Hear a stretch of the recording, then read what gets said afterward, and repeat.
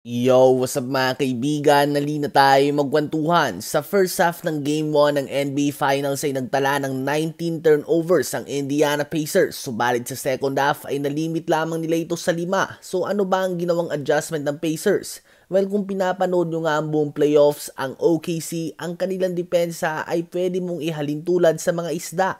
Isipin mo nga na sa isang fish tank ay may 5 isda. Kapag naghulog ka ng pagkain sa gitna ay automatic sabay-sabay silang pupunta sa gitna. At dito nga nahihirapan ng Pacers o ang ibang mga team dahil nagkukumpulan na ito.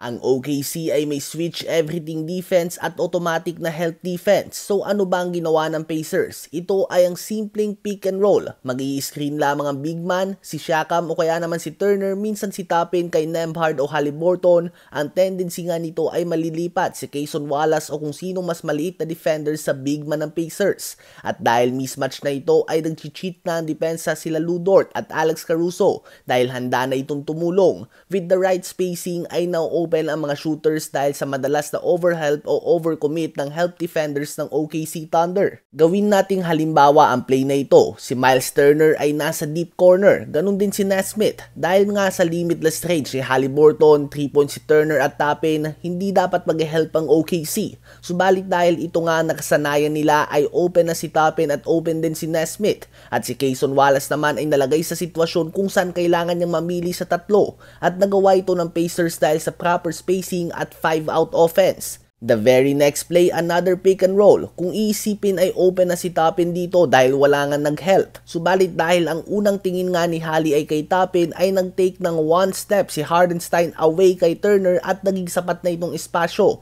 Again, another 3 points na nanggaling lang sa simpleng pick and roll na may tamang spacing.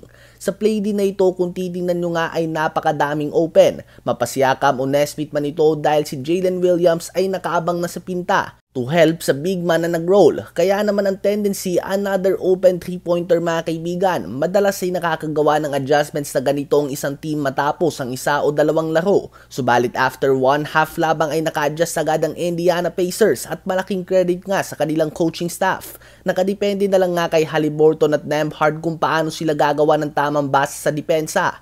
Kung ikaw naman ang OKC ay kailangan mo nga gumawa ng desisyon. Una ay gagamit ka pa din ba ng small ball lineup dahil kinakailangan lang naman nila mag-help dahil nanglilipat nga ang smaller players sa big man at nagiging mismatch ito. Pangalawa ay kung mananatili pa ba sila sa switch everything defense dahil ito nga ang nagsisimula ng mismatch.